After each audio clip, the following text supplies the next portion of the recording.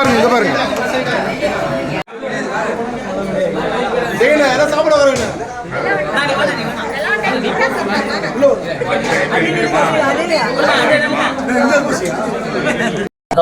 என் பேர் ஷாஜகான் சதீஷ். நான் தமிழக வெற்றி கழகத்தில் இளைஞரணி மாவட்ட நிர்வாகி இருக்கிறேன். இன்னைக்கு என் பிறந்த நாள்.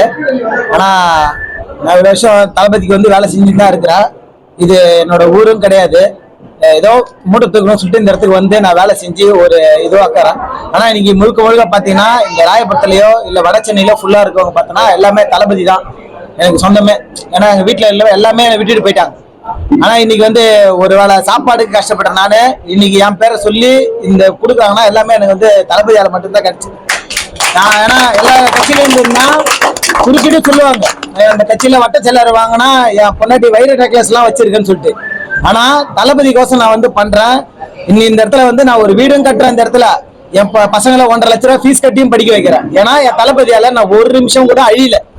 நான் மேல் பொறுப்பு கிடைக்கல, அதெல்லாம் தாண்டி இன்னைக்கு நான் ஒரு இடத்துல உட்காருனா இன்னைக்கு இவங்களாம் யாருன்னே தெரியாது. யாரு எந்த மதம் எந்த ஜாதி என்னோட வரலாறு யாருக்குமே இங்க தெரியாது. ஆனா இந்த அளவுக்கு கொண்டாடும் போது எனக்கு என்ன சொல்றது, இவங்களாம் வந்து என் சொந்தக்காரெல்லாம் இருந்திருக்க கூடாதா, அது போல நம்புறேன். ஏன்னா எனக்கு எல்லாமே தளபதி மட்டும்தான்.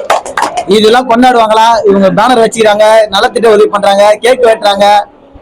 இதோட என்ன லைஃப்ல கிடைக்கணும், ஒரு நல்ல தலைவன் கையை பிடிக்கும் போது தானா எல்லா விஷயமும் நடக்குன்றது இதான் ப்ரூஃப் ஆகுது. நான் இப்பயே சொல்றேன், நான் இந்த இடத்துல எம்சி ரோட்ல மூட்டை தூக்குற வேலை தான் நான் செய்யறேன். சரிங்களா? நீங்க ஒரு நல்ல தலைவனை நேசிங்க. அடுத்தவங்களுக்கு நம்ம செய்யணும் தோணும், அடுத்தவங்களை செய்யணும் தோணுதுதான் நம்ம கூட இருக்கணும், நம்ம நல்லா பாத்துக்கணும் தோணும். இன்னைக்கு இவங்க எல்லாரும் சேர்ந்து என்ன இவ்வளவு பாத்துக்கிறோம் நம்ம போது நம்ம என்னடா எதிர பிறந்துன்ற மாதிரி எல்லாரும் இருப்பாங்க. இன்னைக்கு நம்ம பிறந்தது கரெக்டா தான் நடத்துறோம், வழி நடத்துறோம். நம்ம தளபதி சொன்ன மாதிரி தோணுது. கண்டிப்பா இந்த 2026 எல்லாருமே சொல்லுவாங்க, நீங்க களத்துக்கு வாங்கன்னு. நாங்க களத்துக்கு வருவோம். களத்துக்கு வந்து அடிப்பன்னு சொல்லிதான் சொல்றானுங்களே. கண்டிப்பா அடி வாங்கறதுக்கு வந்திருக்கிறோம். எங்க தளபதியை கண்டிப்பா ஜெயிக்க வச்சுட்டு தான், எங்க உயிரே போனாலும் தளபதி ஜெயிக்க வச்சுட்டு கண்டிப்பா 2026 எங்களுக்கு தான் இருக்கும். சரிங்களா? அடுத்தது ராயபுரம் தொகுதியில என்ன நலத்திட்ட உதவிகள் அடுத்தது பண்ண போறீங்க? அடுத்து நலத்திட்ட உதவின்னும் போது என்ன தெரியுமா பண்றாங்க எல்லாருமே, நான் 100 பேருக்கு அரிசி கொடுக்குறேன், 10 பேருக்கு நாங்க புடவை கொடுத்துட்டா நாங்க அரசியல ஒரு இடம் பிடிப்போங்க. அப்படிலாம் கிடையாது. அது வாங்குறவங்க கையை மனசை பொறுத்து தான்.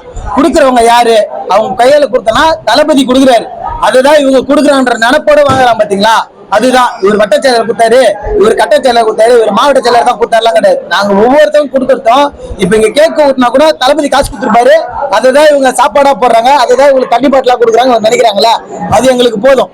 அதனால நலத்திட்ட உதவின்ற தாண்டி மக்கள்ல போய் சேருதா, அது சேர்ந்து எங்க தளபதி கொண்டாடுறாங்களா, அதுதான் பெரிய விஷயமா இங்க நினைக்கிறேன். விஜய் அவர் பேசும்போது பாத்தீங்கன்னா டிவிகே டிஎம்கே இவங்கதான் நம்மளுக்கு எதிரின்ற நீங்க நிகழ்ச்சி பண்ணும்போது காவல்துறை உங்களுக்கு எப்படி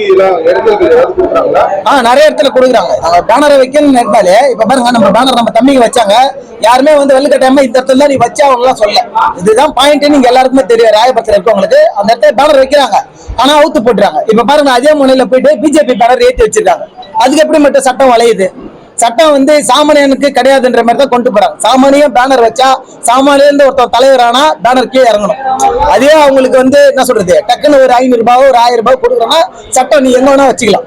நீங்க எம்சியோட மறைச்சு கூட இந்த சட்டத்தை வைக்கலாம், கல்மண்டப சிக்னல் கூட பேனர் வைக்கலாம். இதுதான் இங்க அதே போல சாமானிய கட்சிக்கு இதான் நடக்குது. இந்த தளபதி வந்து பேனர் கலாச்சாரம் வேணான்னு சொல்லிட்டாரு, அதையும் நாங்க பதிவு பண்ணிக்கிறோம். அதனாலதான் கம்மியா இது பண்றோம். மேக்சிமம் நலத்திட்ட உதவி மக்களுக்கோசம் நம்ம என்ன பண்றோம், இதான் விஷயமே. இந்த இடத்துல வந்து ராயபுரத்துல முத பயிலக நடத்தணும் தான். இங்கன்னா நிறைய கட்சியில வந்து மேல இருந்து பணம் கொடுத்துட்டோம், நாங்க நடத்தணும். இன்னைக்கு நான் மாசம் 11,000 ரூபாய் வாடகை கொடுத்து 1.5 வருஷம் நாங்க நடத்தணும். என் கூட இருந்த பசங்களும் ஆளுக்கு 1000 ரூபாய் போட்டு இது போல நாங்க நடத்தணும். அட்வான்ஸ் நாங்க தான் கொடுத்தோம், எங்க சொந்த காசுல தான் நான் ஒரு 20 பசங்களை 25 பசங்களை படிக்க வச்சோம். ஏன் இந்த பயிலக தளபதி தொடங்கினாருன்னா, ஒவ்வொரு இடத்துல உங்களுக்கு தெரியும், ஒரு 1500 ரூபாய் ஃபீஸ் கட்டினாதான் ஒரு குழந்தை படிக்க முடியுமே. அது 5ஆவதா இருக்கட்டும், 10ஆவதா இருக்கட்டும், 12ஆவதா இருக்கட்டும். ஆனா 25 குழந்தைக்கு எவ்வளவு செலவாகும் பாருங்க. அதை நாங்க ஏத்துக்கிறோம்னா, எங்க குடும்பத்தையும் பார்த்து நாங்க அதுக்கு ஏத்துக்கிறோம்னா எல்லாமே எங்க தளபதி தான். இப்ப இங்கேயே பாத்துருக்கீங்க, ஒரு வத்திப்பிடி தேரத்துக்கு நீங்க எவ்வளவு நேரம் ஆச்சு பாத்தீங்களா? என்னன்னா எல்லாமே வந்து நாங்க தளபதிக்கோசம் மாறிட்டாங்க. எந்த பழக்கம் இருந்தாலும் எப்பா நம்ம உள்ள போறா தூக்கி போடுற அப்படின்ட்டு தான். அதனால அவங்க குடும்பத்தை காப்பாங்க, அடுத்த நாட்டை கண்டிப்பா காப்பாத்துக்குவாங்க. ஒரு சமூக வலைதளத்துல தமிழக வெற்றி கழகத்துல ஒரு போஸ்டிங் வேணும்னா மேல இடத்துல பணம் கொடுத்து வராங்கன்ற மாதிரி ஒரு குற்றச்சாட்டு சமூக வலைதளத்துல பரவி வருது. இது நீங்க இப்பயும் சொல்றேங்க, இங்க வந்தவங்க முக்காவாசி பேரு எப்படின்னா, எனக்கும் ஒரு கஷ்டம் இருக்கும். இங்க இருக்க எல்லாருக்குமே அவங்களுக்கு ஆனா சேர் கிடைக்கல, அது வருத்தம் இருக்கும். ஆனா வருத்தம் எங்களுக்கு உள்ளுக்குள்ளதான் இருக்குமே தவிர, எங்க தளபதியோ தலைமையோ கட்சியோ நாசமா போன யாரும் சொல்ல மாட்டாங்க. கெட்டு போயிடுவாங்க அப்படின்னு சொல்லிட்டு யாரும் சொன்னது இல்லை. ஏன்னா மீதி வந்தவங்க எல்லாமே ரீல்ஸ் கோசம் வந்தவங்க. இந்த மாலை கிடைக்க நான் வந்து இப்ப வந்து என்ன சொல்றது, எனக்கு 42 வயசு ஆகுது. இந்த இடத்துல வந்து நான் 13 வருஷமா இந்த சென்னையில் நான் பண்றேன். அதுக்கு முன்னாடி எங்க ஊர்ல நான் பண்ணியிருந்தேன்.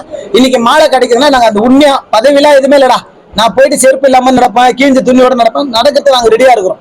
அது போல நான் நடக்கிறேன். நாங்க எங்க இருக்கிற இங்க எல்லாருக்குமே ஒரு இது இருக்கும். ஆனாலும் எங்களை பத்தி தப்பா பேச மாட்டாங்க. அது போல தான் நாங்க தலைமையை பத்தி தப்பா பேச மாட்டோம், எங்க தலைவரை விட்டு கொடுக்க மாட்டோம். இந்த ரீல்ஸ் கோசம் வந்தவங்க லைக் வரலாலும் திட்டுதான் செய்வாங்க, 4 பேர் வீடியோ ஷேர் பண்ணலாலும் திட்டுதான் செய்வாங்க. அதுதான் அவங்க. அதனால வந்தவங்க தானா போயிடுறாங்க. இப்ப இங்க வராங்கன்னா எல்லாருக்கும் ஒரு ஆசை இருக்கும், நம்மளுக்கு கார்ல போகணும்னு. ஆனா அந்த கார்ல போகணும்னா அடுத்தவங்க கார்ல போக கூடாது, நம்ம உழைச்சு போகணும்னு சொல்லிட்டு இங்க ஆசைப்படுறாங்க. அதுதான் தமிழக வெற்றி கழகம். அதனால அவங்க தூட்டுற கவலையே கிடையாது. ஏன்னா இப்ப அவங்க வேற கட்சிக்கு போனா உடனே மரியாதை குத்துவாங்களா, சால்வை போடுவாங்க.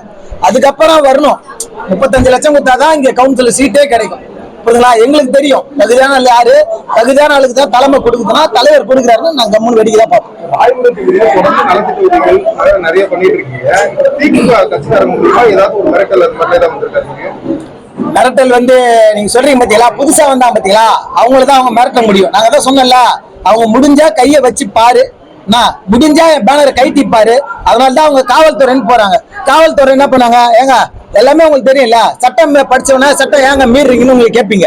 அதனாலதான் நான் சொல்றேன்ல, அதிகார திமிரில் இருக்கிறவங்க வந்து எங்க பேனர்ல கை வைக்க சொல்லுங்களாம், வச்சு அவர் எட்ட போயிடுவாரா? அதான் சொல்ல, இங்க கட்சி அரசியல் என்னன்னா மிரட்டினா அரசியல் நடந்துரும் நினைக்கிறாங்க. மிரட்டினா மட்டும் இல்லைங்க, நீங்க உருட்டி எங்களை எட்ட போட்டாலும் சரி, நான் இறந்தா இன்னொருத்தன் வருவாங்க அந்த இடத்துல. இதுதான் எங்க தளபதி கட்சி. கண்டிப்பா எல்லாருக்குமே பவர் இருக்குது. சொல்றீங்க 10 பேர் மட்டும் மிரட்டினா கூட எங்க எல்லாம் பயந்து ஓடுறாலாம் கிடையாது. அதுக்குதான் அரசியலா வந்திருக்கிறோம். ரொம்ப நன்றிண்ணா. அவன் இன்னைக்கே சாகணும்.